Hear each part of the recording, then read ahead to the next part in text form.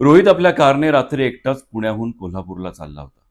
रात्रीचे 2 वाजले होते. घाटात अचानक त्याच्या कारच्या हेडलाईटच्या प्रकाशात एक तरुण मुलगी लिफ्ट मागताना त्याला दिसली.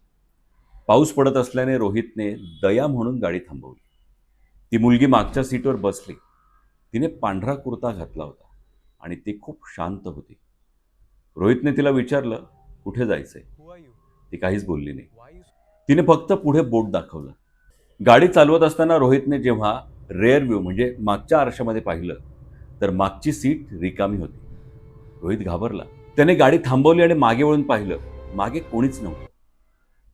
माझा भ्रम असेल असं म्हणून तो पुन्हा गाडी चालवू लागला.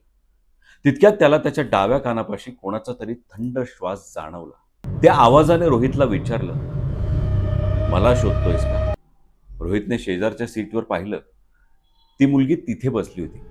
तिचं डोकं 180 अंश गोल फिरलेलं होतं आणि ती थेट रोहितच्या डोळ्यात बघून हसत होती.